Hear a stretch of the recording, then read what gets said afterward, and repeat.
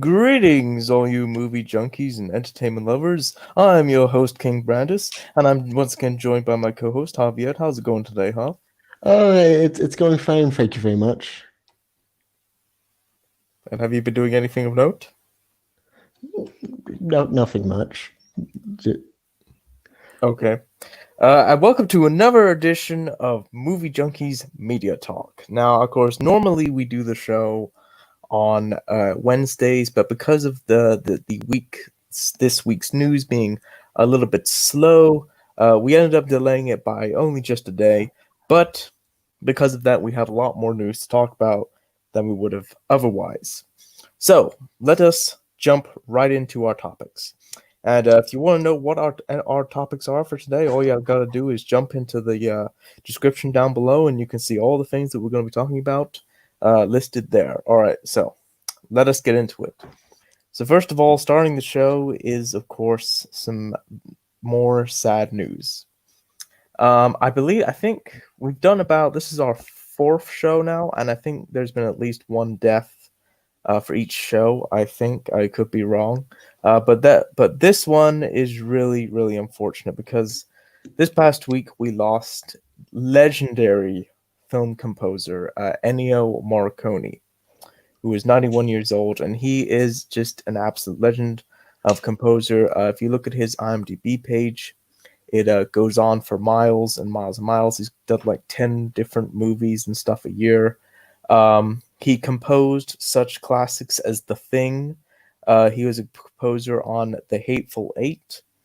Of course, Western classics, directed by Sergio Leone, which include the entire Man with No Name trilogy, Once Upon a Time in the West, among many, many, many, many others. And he truly was one of the all-time great film composers, and he was definitely ahead of his time. I mean, you just listen to the Good, the Bad, and the Ugly soundtrack, which is probably his most notable piece that he ever did. I mean, that is just a timeless piece of sound from the movies, and it's just iconic. Whether it's the Ecstasy of Gold or the main title theme for that film. And so to hear of his passing is obviously very, very unfortunate. He truly was a composer that just transcended time, and he truly is one of the greats, and he would definitely be missed. And Hav, what are your thoughts on Ennio Morricone passing away? Oh, I'm just really sad. He's created so many iconic themes for so many films. He's done so many great soundtracks. It's just very sad to just. It's very sad that he's passed away. But of course, we have to say thank you to him for doing so many iconic movie soundtracks and everything. And I just really hate to see him go. And what was your favorite piece of his or most memorable soundtrack of his for you? Probably the good, the bad, and the ugly. I How original. mm, Well, I mean, it was truly, truly a piece of music that could be put in a film today and yes. still have the exact same emotional resonance. So there you go. So if you guys have any thoughts on Ennio Morricone passing away, be sure to let us know in the comments down below. Be sure to mention, what piece of his that you like the most, or what films that he composed that you like the most and stuff. But anyway, so let us move on to our next topic today, which is this. Um, Honestly, I do not know where to begin with this one. This one is quite interesting.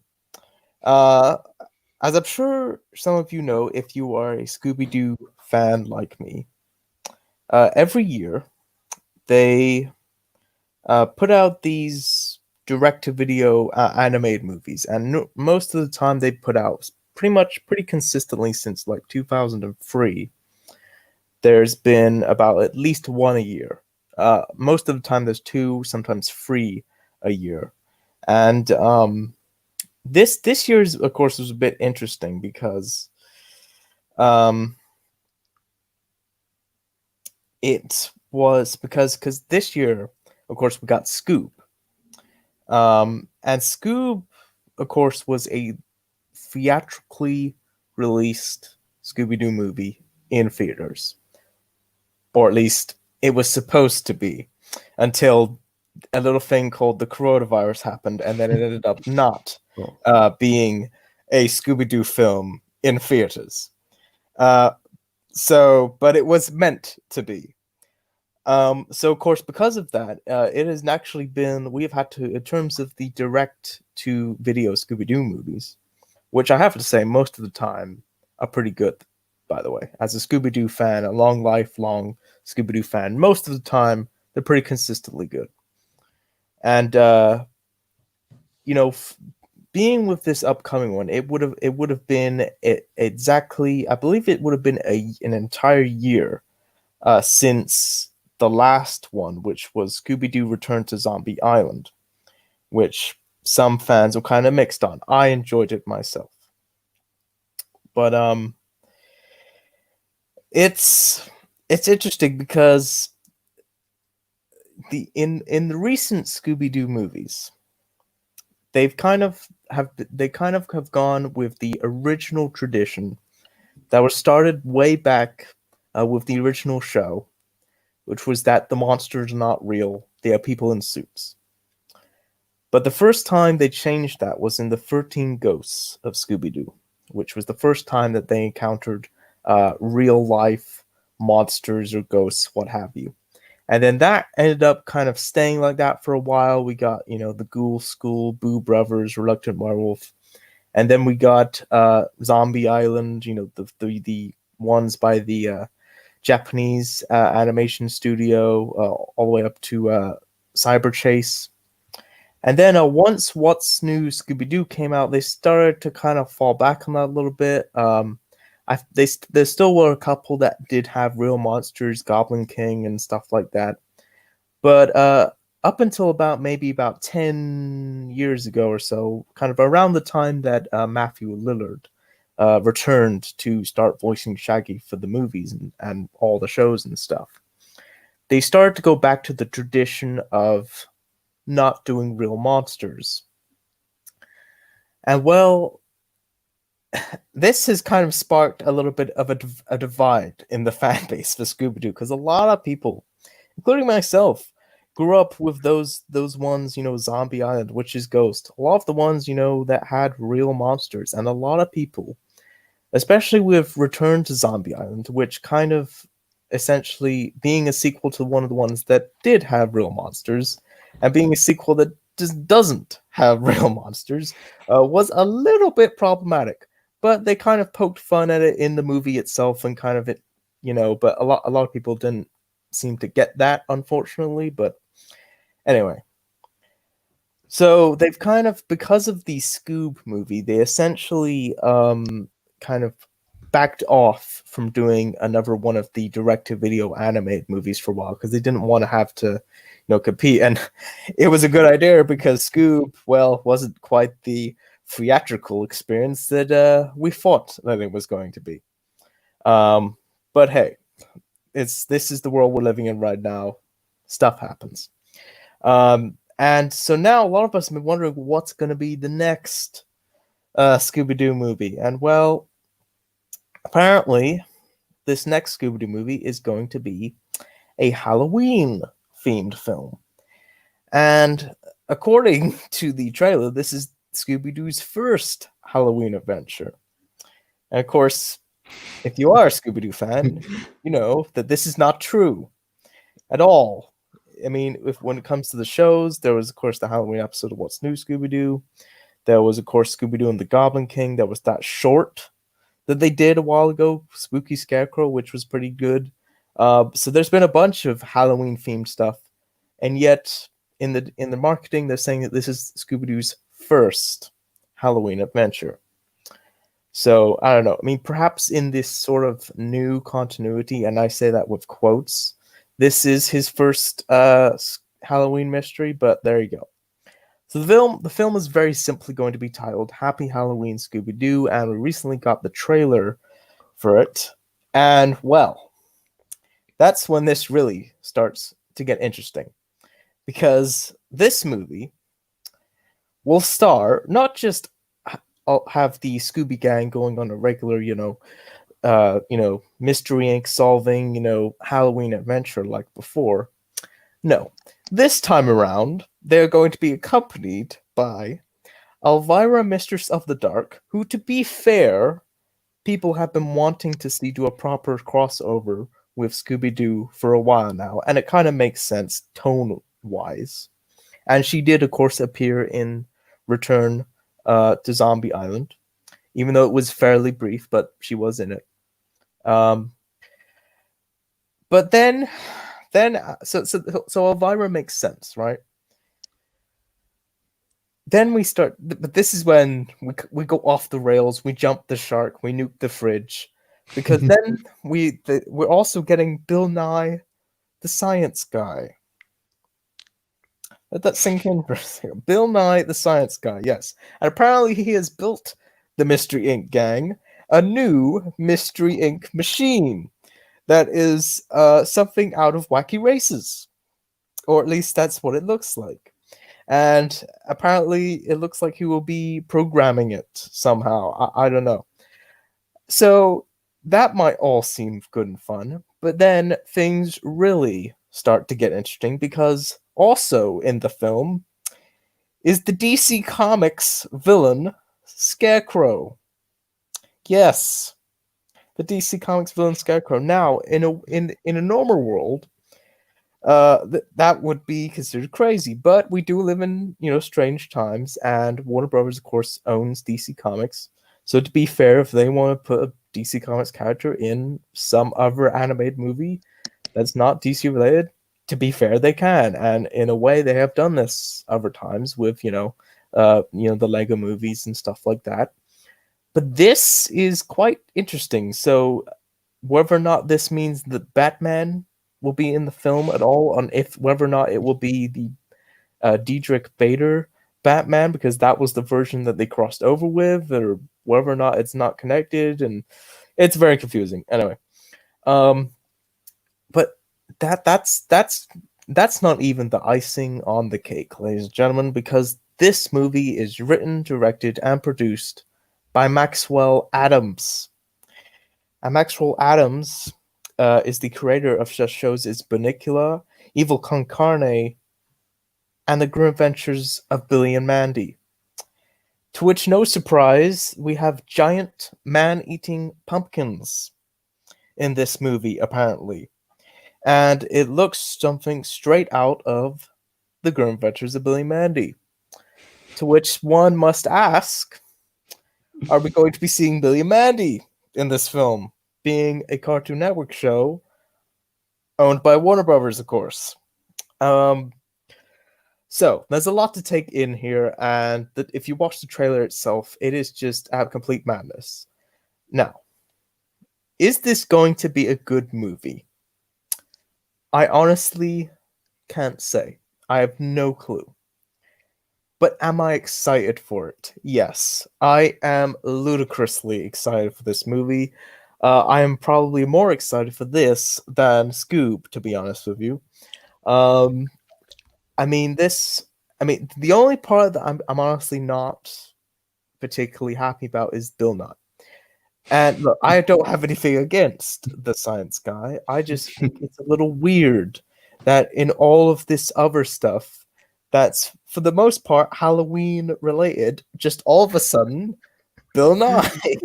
It's kind of like the one thing in the multitude of madness that just doesn't quite make sense, but oh well. Now, to be fair, Scooby-Doo has been doing a lot of crossovers, especially in recent years. Of course, like I mentioned, there was the Batman crossover. Well, actually, funnily enough, they crossed over with Batman twice.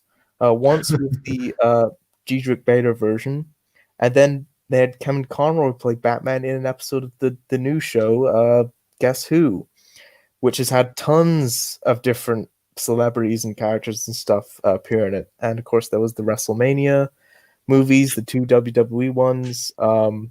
So that was the Kiss crossover, and it's all in a way very much a tribute to the new Scooby-Doo movies, which of course was the first time that they kind of did crossovers with different celebrities and other characters from other shows and stuff like that. And I mean, one has got to wonder, who the hell is running Warner Brothers? Have they lost their minds? And even if they have lost their minds, they're giving us good stuff. They're giving us things that we didn't know we ever wanted. So honestly, I am super excited as both a Scooby-Doo fan.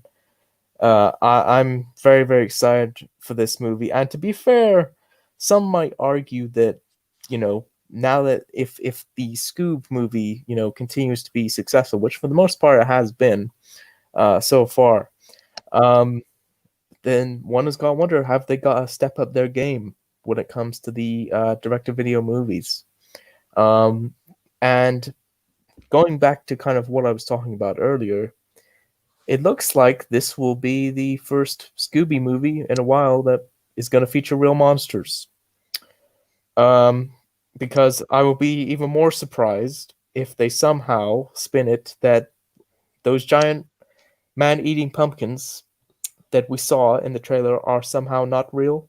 I'd be very interested to see how they explain that, if that is the case. But anyway, enough about me. My thoughts. What are your thoughts on this new crazy crossover Scooby-Doo movie? What is going through your head? What do you think? Oh boy. It's like, just seeing that trailer is just, it's just like a wild ride. I know we saw Elvira like make a cameo, so I was expecting them to make a crossover with her, but I wasn't expecting Bill Nye, the science guy, because I don't remember them doing a crossover with him. I don't. Maybe they did. Who knows? They probably. And Scarecrow as well as the villain. Mm-hmm. Like, oh my gosh, it's so weird because when I looked at the trailer, it looks, this is going to be like more of an action-packed, like crazy film. So I'm excited. I'm excited to see what happens with it, but I just think it's just just such a weird but I guess unique Scooby-Doo movie, because I do like them having both actual monsters but also having just guys in suits. Mm-hmm. Like, those are fine. But this is nothing I've seen of Scooby-Doo. I don't remember anything because something like this, because I'm not like a huge Scooby-Doo fan. I haven't seen like most of the stuff. I've watched the one with the werewolf, with the racing werewolf, the racing one, reluctant werewolf. So, but I'm excited. I'm interested to see what this is just going to be. I also forgot to mention the live action, the two, actually all four. I keep forgetting about that terrible last two. Well, to be fair, none of them are very good. Also had real monsters. I keep forgetting about those because I want to put those out of my memory. Anyway, look, it's very interesting. I think. Now, most of the time, the Scooby-Doo movies have been kind of their own thing. Like, they don't really have a continuity. Like, you can watch each movie on their own. And recently, with the last, like, 2 or 3, they kind of started introducing a more of a tighter continuity and everything. There's a bit of a plot with Fred losing the mystery machine that carries over from Curse of the 13th Ghost to Return to Zombie Island, for what I remember. And of course, when they do stuff that is connected, because of course those two movies were sequels to previous incarnations of Scooby Doo. Um, it's um, it's interesting, but um, I think they should do away with the tighter continuity. I feel like, if you want a version of Scooby Doo that's a little more serious and has a tight continuity, and watch Mystery Incorporated, because that was a great series that Oh yeah. had an ongoing story and everything, and was interconnected and everything, and like we've had versions like that before. I mean, the 13 Ghosts of Scooby Doo, you know. But I think with it, when it comes to these direct-to-video animated movies, I think most of the time, I think it's just better to leave them as their own thing. So what I want them to do is I want each of these Scooby-Doo direct-to-video movies from this point forward to kind of be their own standalone thing, like just the Scooby Gang on another mystery, on another adventure of some kind. Go. And let the writers, let the creators, let the directors, whoever's in charge of that particular one, whatever concept it is, whatever kind of mystery it is, let them decide whether or not they want to do some real monsters or go the traditional route of guys in suits. Because a lot of the time we've seen both done poorly in the franchise. So there's really no right or wrong answers. We've had both. We should continue to have both. So there you go. And it's really the only way to please everybody. So anyway, I mean, unlike Star Wars, this is a situation where we can please everybody. All right. Anyway, let us move on to our next topic today, which is this. Speaking of our direct-to-home movies, we of course are still living in a world where it's very problematic, with these high profile movies, and all the studios are just scrambling right now. They don't know what to do. They're pushing everything back. Do we release this in theaters? Do we just drop it on home media? What do we do? Oh my god, is this movie worth it? Yeah, it's a crazy time, and they can't, everybody's freaking out. And well, to nobody's surprise, we've had yet more delays. Candyman, The Forever Purge, and Halloween Kills, all movies coming to us from Universal, have pushed. Of course, recently we saw Warner Brothers have a big shuffle in their schedule. It looks like it's Universal's turn now. They're kind of announcing a lot of kind of when their stuff is coming out, and of course, three big horror movies, I believe, all coming to us from Blumhouse, have been moved, and Candyman is now going to be coming out in October instead of September. It was, of course, originally supposed to come out in June, so it would have been out already. Then they moved it to September. Now it looks like it's being moved to October now. So there you go. The Purge is coming out sometime in the summer of next year. I don't know when. I can't remember. I'm sure I could probably look it up, but I can't remember when the Forever Purge was supposed to come out originally. I don't know if it was this. I believe it actually was sometime this year, and it got taken off its release. It may have had to have come out already. I don't know. But yeah, that's now coming out next year, sometime in the summer. And of course, the big news: Halloween Kills, which was supposed to come out this October, the highly anticipated sequel to the Halloween 2018, or Halloween 40 years later, or whatever. Or Halloween, we couldn't come up with another title for this one, so it's just Halloween. Halloween Kills has been pushed back a full year to Halloween Ends release date of 2020, October 2021. Now, the big question is, why has it been pushed back a full year? I think the proof is in the pudding. The movie's called Halloween. They want it to come out on Halloween.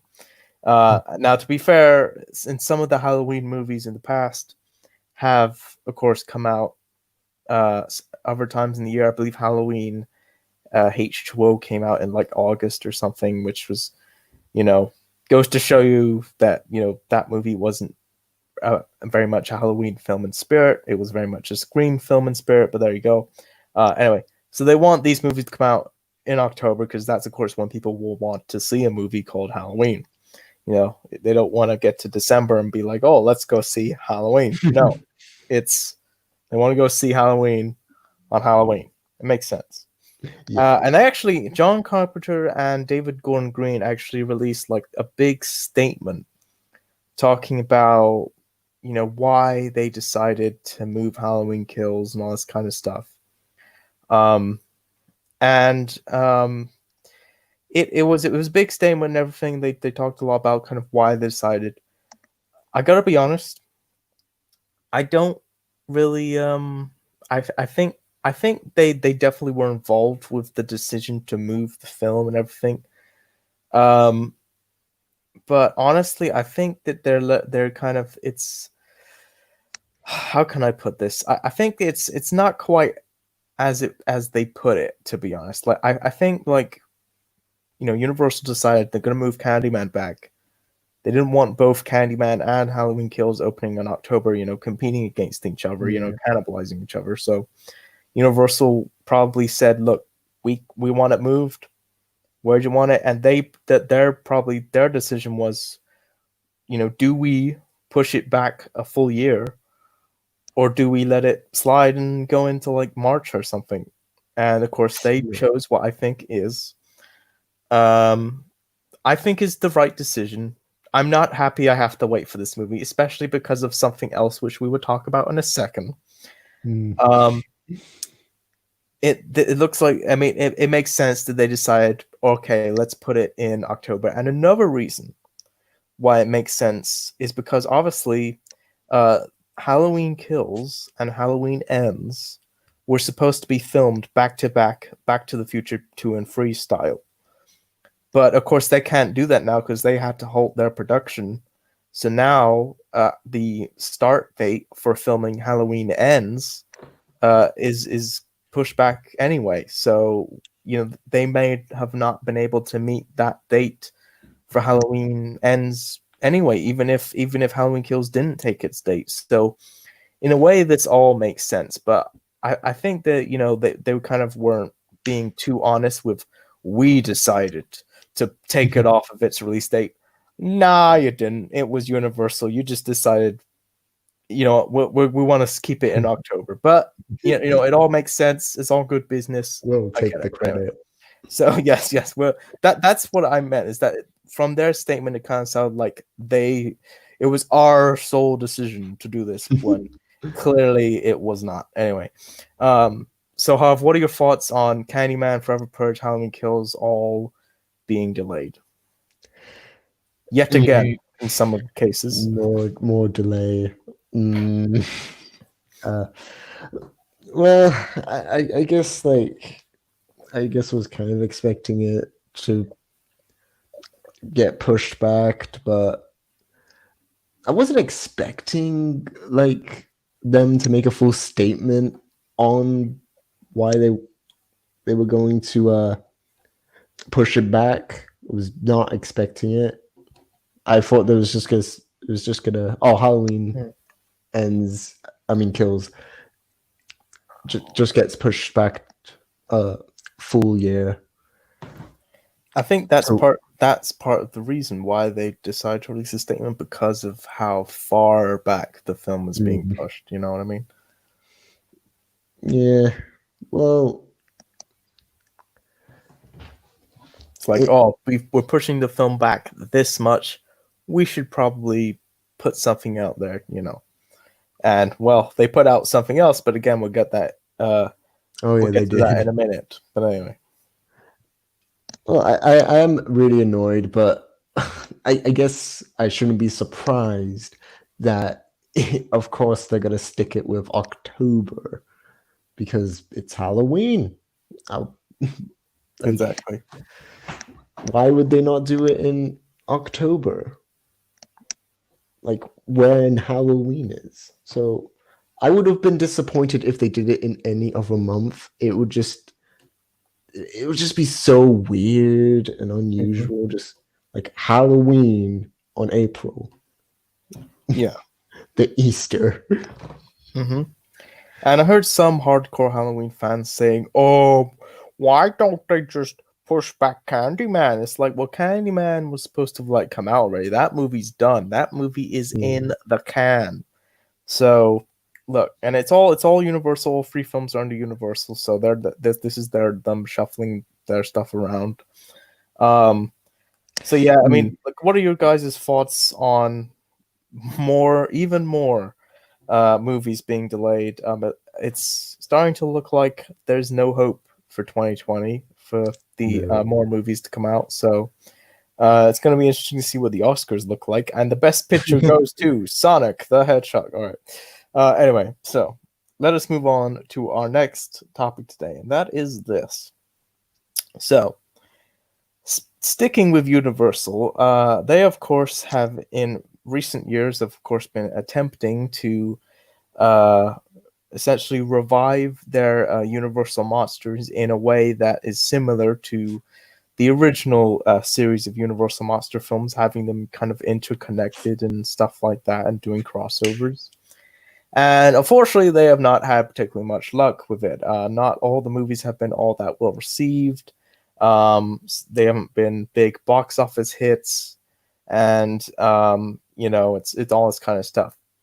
And well, recently they decided, after the Tom Cruise Mummy film, which was supposed to be finally supposed to be the real true beginning of the Dark Universe, and after that kind of went, that didn't work out too well.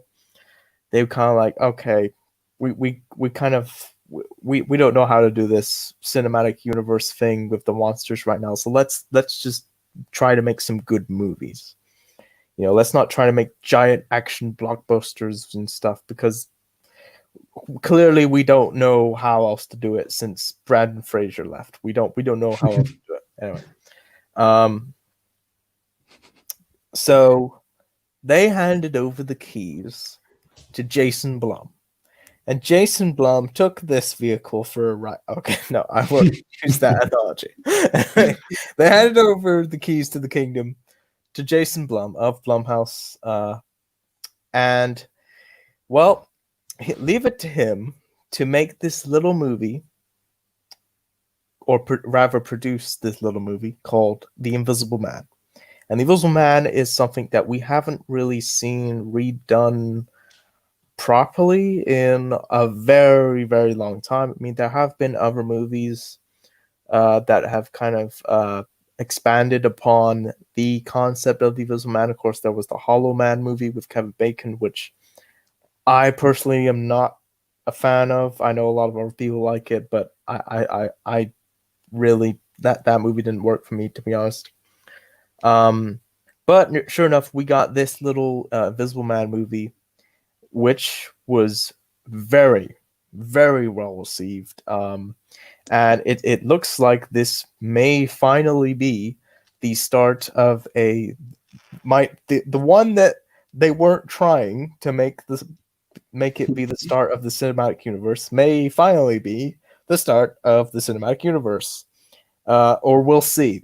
As of right now, it looks like they're still kind of like, let's just figure out what we're going to do next before we kind of say because if we say that it's the start of the cinematic universe, then whatever we do next will be terrible, probably. Anyway, so they got Leigh Whannell to direct The Invisible Man, who of course also directed Insidious Chapter 3 and Upgrade.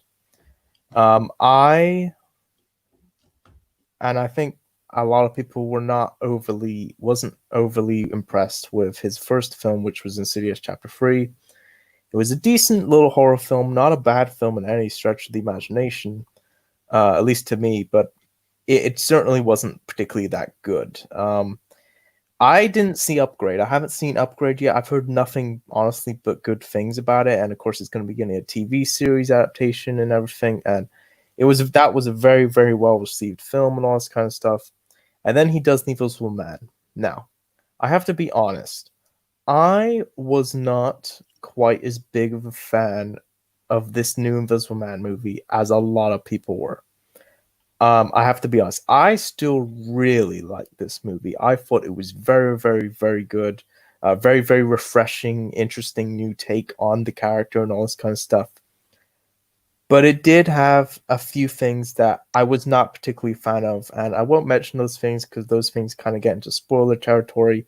I really didn't like the ending of the film. I thought the ending was very anticlimactic and slow, and it felt like there was some stuff that had been cut out. And for what I understand, there is an extended edition, I believe, out there now. So I'll probably have to watch that at some point. But yeah, I still thought it was a very good film with a lot of great thrilling moments and all this kind of stuff. And it wasn't the type of movie that felt like it could even be um, part of like a shared universe in any stretch of the imagination. Honestly, like it didn't, and it certainly didn't feel like it was connected to the Tom Cruise Mummy film. But it very much felt like it was its own thing. Doesn't really need a sequel. It kind of stands on its own. And from what I understand, they're not going to do an Invisible Man 2. They're kind of just leaving it there, at least for now. I don't know. So if they do get around to doing this Dark Universe or whatever they'll end up calling it, this new Monsterverse, that film may end up having nothing to do with it. Which, by the way, in case any of you have forgotten, Universal have announced like a ton of Universal Monsters related movies. Like they're trying everything. They're getting everybody like whatever works the best, that will be the beginning of the cinematic universe, which honestly is kind of smart. That's probably I think what I would do as well. Um I mean, so we'll have to wait and see. But it looks like the even though the Invisible Man movie was well received, it doesn't look like that will be the beginning, and that will kind of just be its own thing. Well, apparently, Universal are not ready to take away the keys from Jason Blum yet, because Jason Blum is going to be producing with Blumhouse a Wolfman film, apparently. Um, and apparently, Leigh Whannell, that directed um, The Invisible Man, is returning apparently to direct the film. So this comes to us. Let me read the article that we got from Variety here. This is what they're saying. Of course, we previously had heard that that Ryan Gosling is going to be a part of the film. He was kind of first attached to it as a producer. I believe he is going to be in the film. I don't. Apparently, he's not going to be the Wolfman, though. A lot of people were reporting that he was going to be the Wolfman, but it doesn't look like that's the case. Anyway, this is what they had to say. The Invisible Man director, Leigh Whannell, is in negotiations to helm Ryan Gosling's Wolfman for Universal Pictures. Whannell will also be writing the treatment for the film based on the original idea of his own. Blumhouse, which teamed with Whannell on The Invisible Man, has come on board to produce the film. Variety Verse reported on May 29th, Universal was pushing ahead, seeking directors for The Wolfman as a starring vehicle for Gosling. And the next movie based on its catalog of iconic creatures. With Lauren Shoker, Shocker Blum, and of course that means Jason Blum, and Rebecca Angelo, who wrote for Netflix's Orange is the New Black, writing the script based on the original pitch by Gosling. Yeah, so this was not from Leigh Whannell. Leigh Whannell didn't say, I want to do a Wolfman movie next. This was Ryan Gosling who came to Universal with the idea of doing a new movie based on the Wolfman, which it has, of course, been 10 years since the Benicio del Toro Wolfman film, which I really like. I really like that movie a lot. It wasn't very successful, money-wise, especially. And I really that tonally that film is really what I would like for a new cinematic universe with the Universal monsters to be like. And I think it really is a shame that that movie wasn't more successful, because we could have had just as many of those by now as we have, say, for the MCU. So it's really a shame that the Wolfman, that movie, even though I don't think it's great, I think it's very, very good, and I think that I would have been very, very happy if that had been the start of the Universal Monsters new cinematic universe, Dark Universe, whatever. And I would actually go to say I prefer that film a little bit over the new Invisible Man movie, to be honest. But anyway, so what are your thoughts on Leigh Whannell returning to direct a new Wolfman film? I'm actually kind of interested. I really like the Wolfman character. In fact, 10 years since the last movie, which I'm actually pretty surprised. It's been 10 years since that film was released. I'm actually really interested. I didn't think they were going to do they were gonna continue with the Invisible Man movie being like the first in like all the dark universe. Mm-hmm. Because I think it is good, just its standalone version of the Invisible Man. So I think it's fine if they just leave that. Right. But I'm kind of excited for this Wolfman film. I think they also confirmed that this Wolfman movie will be in modern day, I believe, from the previous report. I just thought I mentioned that, which I don't know if can work, but there you go. It could be an interesting take on it. Mm-hmm. What are your thoughts on Leigh Whannell as a director? Do you think that he is the right fit for this film, or are you kind of like, well, I don't know.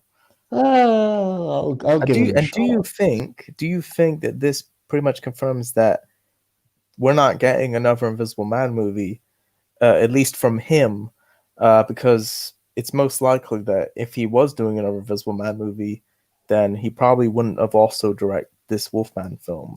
What do you think about that? I mean, he could still do an Invisible Man movie.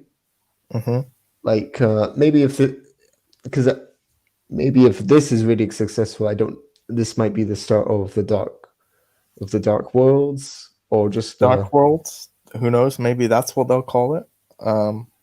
Well, they might have changed it. They thought maybe that title. Well, Universal really seems to like the uni. They like to call their cinematic universe the uni or something. They got the Dark Universe, the Epic Universe. So they're universal, you know.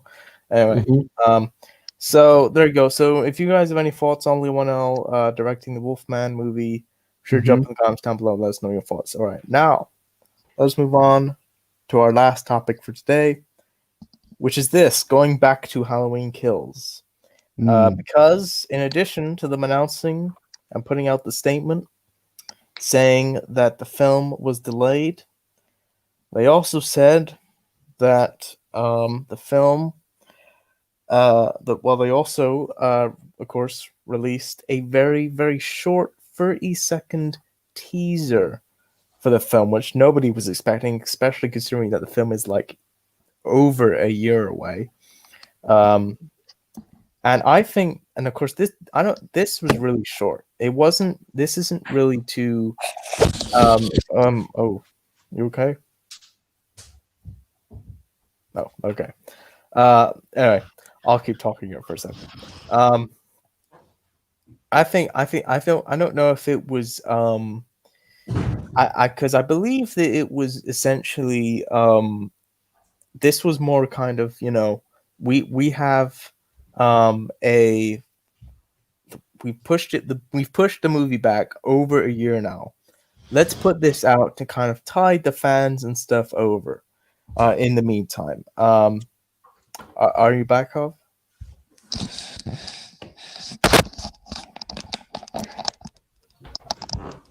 Are you back, Hov? Oh yeah, I'm back. All right, is everything okay? Yes, everything was fine. The clothes were out in the rain, so I had to get them in the shelter. All right. Well, I'm sure everybody watching is happy to know that. Anyway, they're definitely very worried there. Anyway, so what I was just saying is that I think the reason they released this short teaser is probably because was rather to tide us over. It's not this because to market a movie this when it's not coming out for over a year is ridiculous. So this releasing this, I think, was more as a to kind of tide fans over, to kind of look, here's a little taste of what's to come, to kind of keep the excitement levels kind of just up enough to where, we're still looking forward to this movie, even though it's a very long way away. Would you agree with that? Yeah, like, I mean, people were very disappointed. I would expect from the news that it's coming out. Well, we'll have to wait another year for the movie to come out. So I guess they try to make us just a little happy, just a little excited for the film. Yes. What did you think of the actual teaser itself? Well, I honestly admit that it was a pretty good teaser. It didn't show much.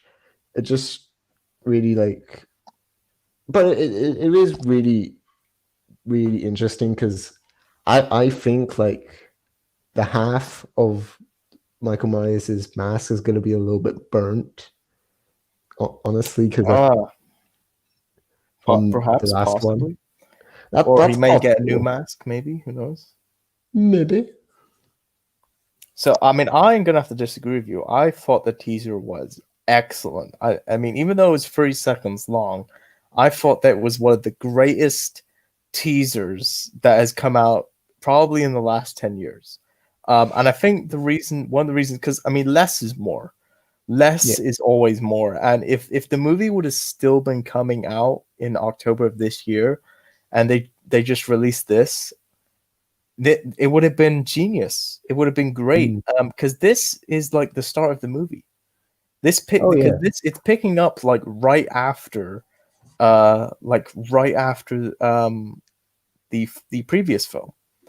And like this very much could have been on the end of the first movie. Like this could have been like a post-credit scene. This could have been like, because this is the beginning.